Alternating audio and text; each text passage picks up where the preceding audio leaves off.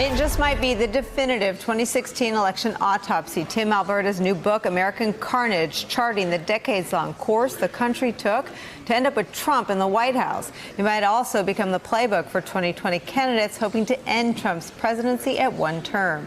Alberta describes the challenge those candidates are up against. Quote, rarely has a president so thoroughly altered the identity of his party. Never has a president so ruthlessly exploited the insecurity of his people. Never has a president seemed so immune to what would once have been considered fatal flaws of conduct and character, like those exposed in the now infamous Access Hollywood tape incident.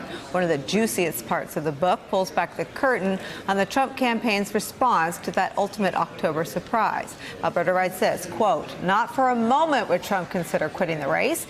Trump cackled as one of his aides read aloud the rolling list of disavowals from the likes of Paul Ryan and Mitt Romney. He could not have cared less what they had to say. To the extent Trump felt regret, it was over disappointing the Pences. Oh boy, he said Friday afternoon after hanging up with his running mate. Mother is not going to like this. Tables back. Mother, the I don't know, derogatory term they use to describe Mrs. Pence. Take me through this. Well, that's actually, it's a term of endearment. Mike Pence would always call his wife Karen Mother. That was his nickname for her. And Donald Trump was always very fascinated by Mike Pence's relationship with his wife, because obviously these two gentlemen are very, very different, and in terms of family relations and what have you. And so there were always these stories about how Mike Pence and Karen Pence would be holding hands when they'd be on the campaign plane or they'd be praying, and Trump would walk by and sort of bellow out, oh, look at them, they're so in love, like teenagers, right?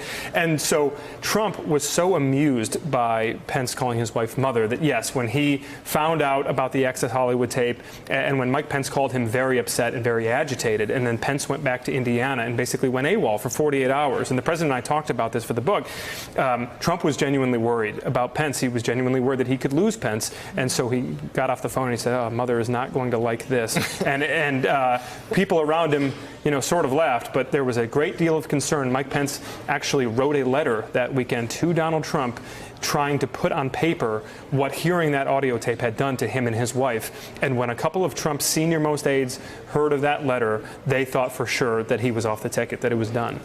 What else did Trump say to you?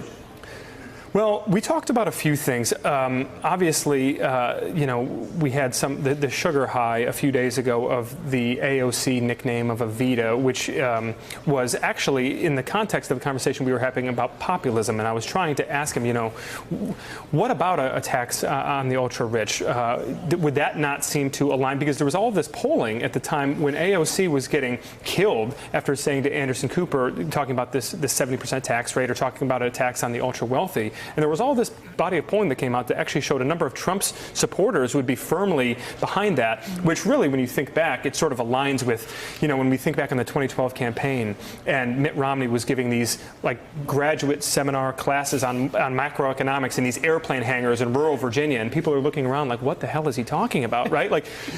He's talking about the death tax. I remember Eric Cantor said this to me. He was at one of Trump's rallies, and he said to me afterwards, he said, Romney's out here talking to all these rural Republicans about the death tax. None of these people qualify for the death tax. Does he not realize that? So Trump and I were trying to get into this conversation about populism. And then at another point, it was really interesting.